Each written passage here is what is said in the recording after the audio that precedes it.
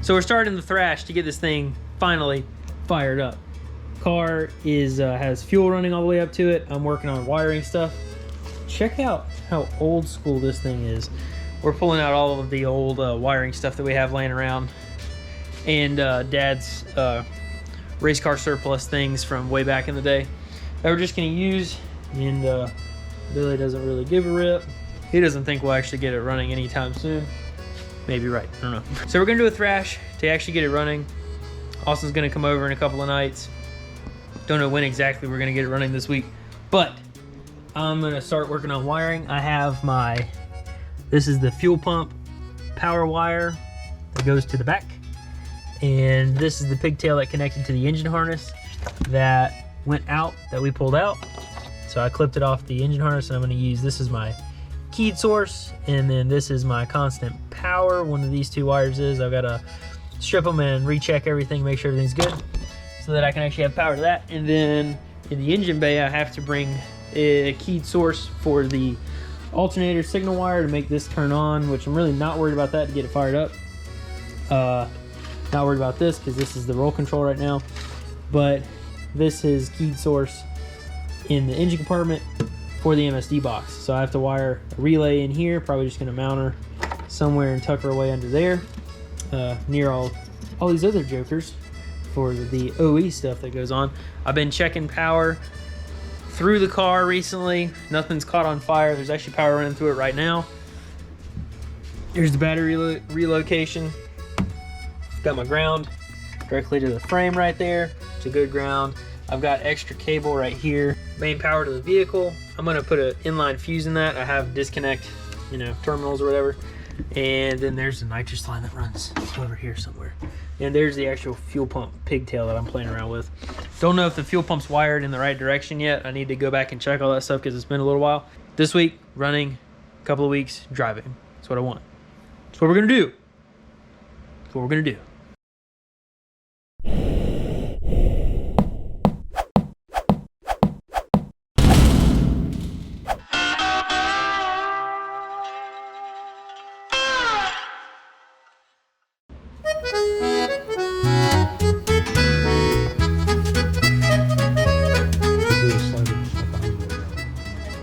Make sure it's good. I think we're good.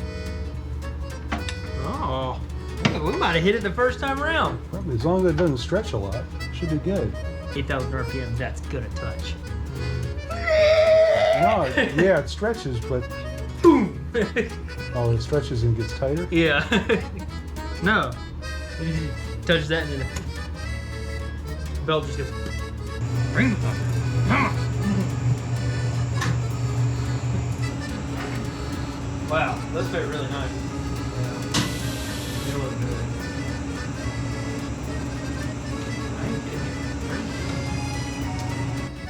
You can take the shifter off and dump it to the top if you want. Oh really? Yeah. It's exposed. Can we do it that way? Yeah, I don't think so. That's easy. Let's do it. You said that before you were talking. I prefer to not have to use those hoses. Do that. I got all my hosiery out of the way the other day. That's how you fill up a transmission with fluid. None of this squeezing it in the side of it. Just take the shifter off. Everybody join in. Yeah. You're gonna let him sit there until we're ready, right? Absolutely. Yeah, every last drop. Yep. All right, we got headers on. Nope, they're not headers. We have exhaust manifolds on. We have spark plug wires on. We have our belt on. I have the starter hooked up to where to work. I have the relay for the ignition box. That's all plugged in. I have the relay for the fuel pump. So now we need to put the carburetor on top. Dad's finishing up the driver side downpipe. And he's got it kicked over so it doesn't go straight over the fuel lines and everything. So we actually tried to wrap this manifold, and it was actually pretty challenging, but Austin got it done. So we're gonna keep thrashing. You want the spacer in there? I guess. Is that the spacer? Well, we could put the nitrous plate on it as the spacer. This is quick. Where'd you grab? Where was that spacer? Huh? Where was that one? All underneath this. Oh, oh, it was just sitting there. Wait, why is there an electric choke on this thing? Huh? Why is there an electric choke on it? Because I bought the kit to put an electric choke on it. It's backwards. Yeah, I was about Yeah, the throttle linkage is over here. There we go. Yeah, that's just a big thermal. Yeah. Well, we have to run it because if not, then But otherwise things it's run all into it. pressure. Yeah, it all runs runs. pretty typical. Yeah, because we have extended studs for the nitrous plate. So you want to do fuel pressure first? Yeah. I'll hook this up. Okay. You want to hear it? What it sounds like? Real quick. Yeah. So the relay is wired, fuse is in it. So it only works in the on position, not the accessory. So if I do this, Oh, just shut it off. You've already got gas. you're right here. kidding me! You've already got gas in the filter. No way! Yeah. Wow, that was quick. It didn't make it out here, did it? No. Okay. I thought that was hooked up. I'll hook this one. Gauge on it so we can adjust the regulator. Wow, that was quick. I don't think I have a problem with that. Every time something happens, we have a spaz. Well, it was about to. It was about to hose It was the whole about to engine. take all the paint off the front of your engine. I know.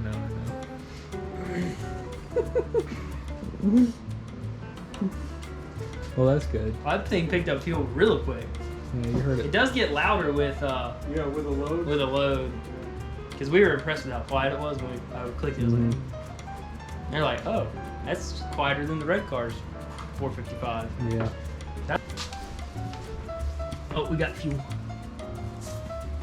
Oh, you do. That's at this union. So we got the fuel line fixed. I need to check the other union that's right here. Make sure that it's not covered up in fuel. It's in a jacket. I'll check it after we're done. I don't see anything coming out of that end of it, so I think we're okay, because it probably would already be billowing out of it. We tested the fuel pressure. Dad turned it down to about 7 psi, and now we have to check the starter because it's got oil in it, and That's not pressure. yeah, and then we're gonna build oil pressure without the ignition box on, so that we can, so then we can fire it off. We're gonna use the AccuSump gauge as our oil pressure gauge because I don't have anything to actually hook into the stock LS style oil pressure sending unit. So I'm gonna use that and see how well it works. It's gonna be interesting. All right, I'm gonna plug the starter in, and then the ignition is still off because this fuse is not supplying power to it, so it's off. So ignition is off. How do you crank the starter? So from in here on the pigtail, I've got a key source, and I can just plug them together real quick, Oh, and okay. then use the actual ignition key for it. Oh, you do? Yeah. So I got this. Keys I'm off. sure it's in neutral. We're in neutral. We want to drive it off the blocks. God, that would suck. Because the drive shaft is in. We should have let the drive shaft out. All right, you ready to hear the engine turn over? This starter's junk, I bet.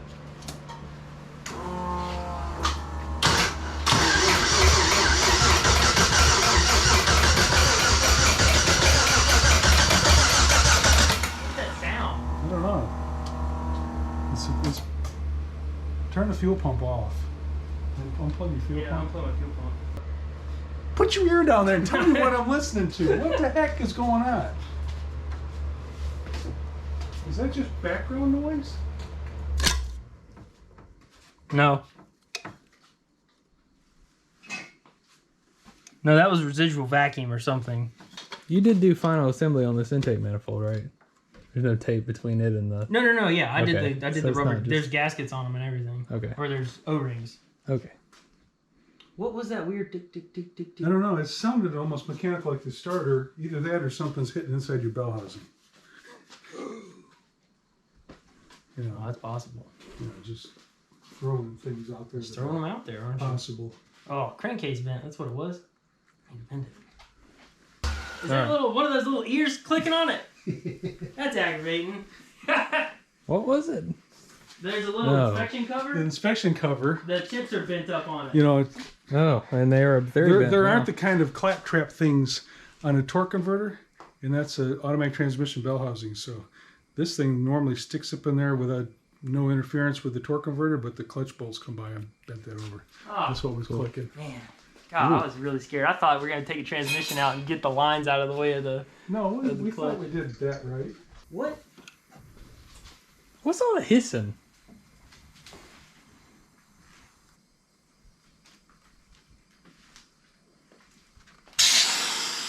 It was that. It was a It great was I that. told you.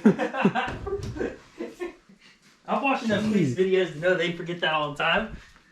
Yeah. It was that, wasn't it? Building pressure. in Oh, the bent that thing. crankcase. Bent it.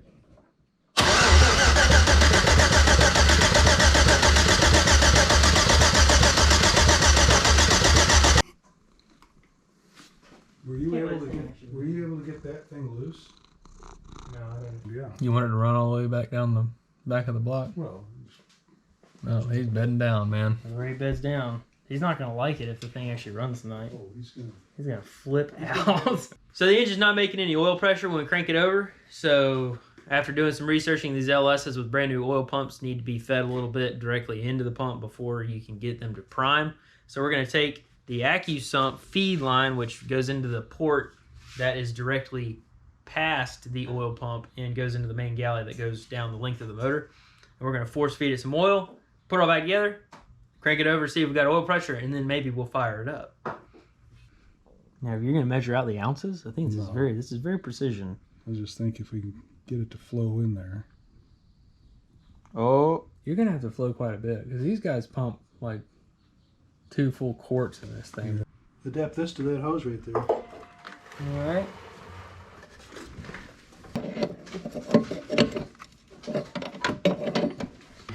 Mr. Rube Goldberg. How to solve a problem with as many pieces of plumbing as possible. So we have to go from a -8 down to, what size line is that? It's like a It's 5/16. It's like a 5/16 line, so this is what we have to do it. All right, let's watch the geysers. Hey, is there something in the back of the motor right now? Is it tight? Yeah, that's tight. Okay.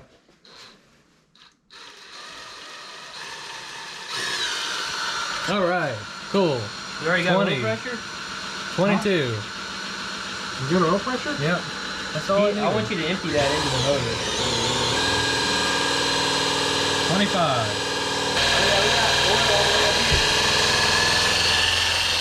Run dry. Yeah, see, it's coming. Yep. Coming in. No. That's it. That's it. You jumped to like 6 or 7. Yeah, it's moving off of the needle. Yeah. I'd leave that gauge in it and fire it up and see what it does at an idle. Well, now you know the thing's lubed. Yeah. If you know, if something start it up. if you start it up and So- it doesn't gain oil pressure in the next couple minutes, you turn it right back off. Well, in the at next least couple it's- seconds, I it's mean, you not turn dry, it back so off. you're not hurting anything. That's true. We do have a prelude. All right, And so we're fairly sure that we don't have massive Oil leaks leaks yet. anywhere because it would have already hit the floor, right? hypothetically, I'm just going with truck. Take it a cam. I'm going with truck. Truck. Yep. Looks good to me. All right. Let's see if we got fire. I don't even know if these things are plugged in. This is a big moment.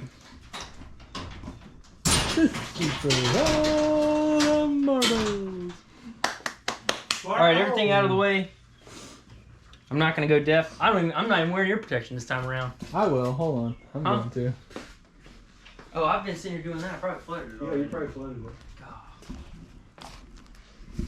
You gotta say the magic words. What? Bring the thunder. Bring the thunder. Hashtag.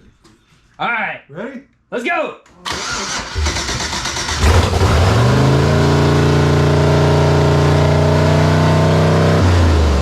We got a massive vacuum leak somewhere. Whoa! It worked. Holy crap! It wanted to go like immediately. I didn't even watch the oil pressure. It was coming down past 30 when I saw it. It sounded Okay. good. I heard it. I could listen to it. Why is it idling so high? Where's Well, there's a couple of reasons there. I can't remember where we left off with the Pontiac? with And the this one, I Pontiac. reached over here to grab the thing, the thumb screw, and this one doesn't have it. This one doesn't have that, so something's not letting the rest of this go back to idle. That's why I hit it a couple of times.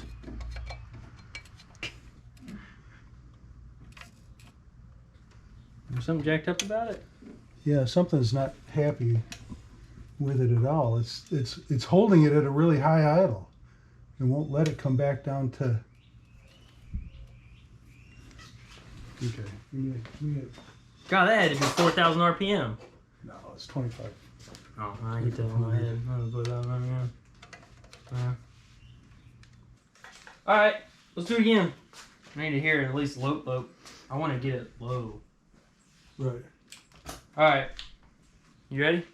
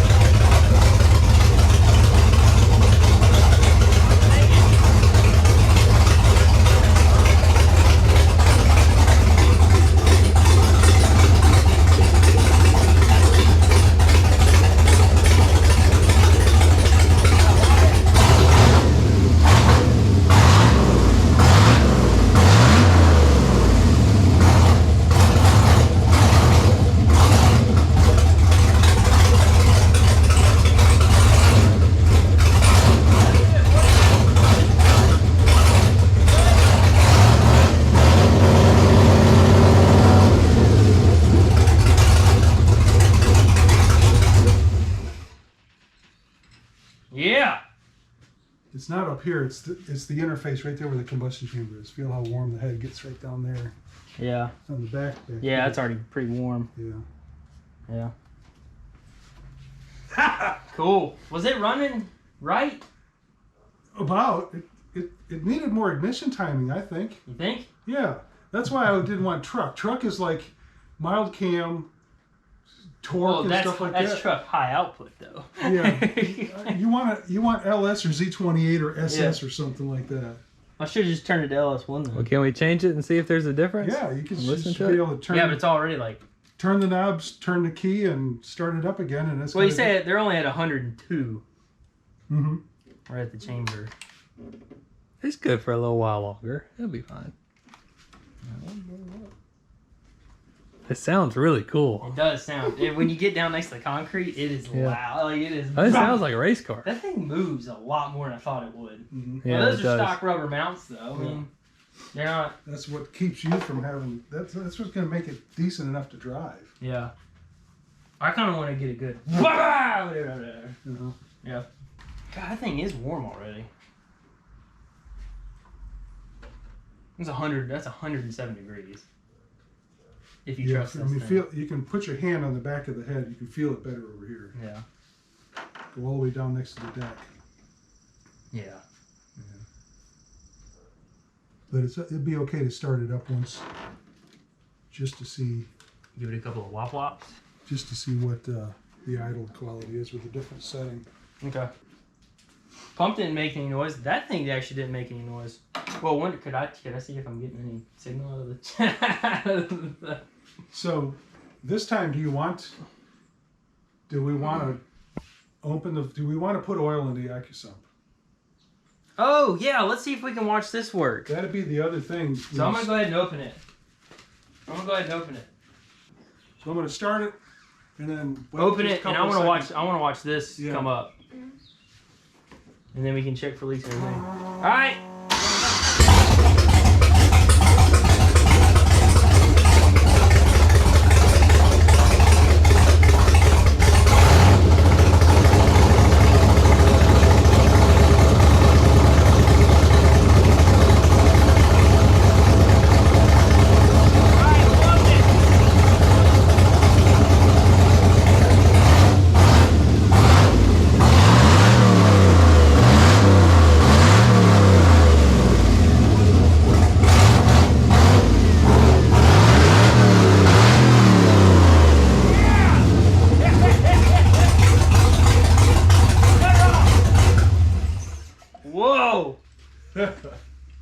Yeah, that got it hot. It's baking off all the stuff now. So it rolled it up to 60 psi. Ah, we need a lighter flywheel on it. It does. It needs a way. But did you hear the chop difference at a low idle? Yeah, yeah. That's timing for That's a timing. performance vehicle, Yeah. not a truck. Yeah. When the engine moves on its mounts, it's rotating this way. It's not moving like this. It's literally rotating above the crankshaft. That's cool. So it didn't, as you revved it up, it didn't get any closer. It got farther. Well, Yeah. it probably got farther away. But even then, it didn't move far enough for it to, obviously there's no load on it, but That's the thing. It sounds better under load. Now I just want to drive it.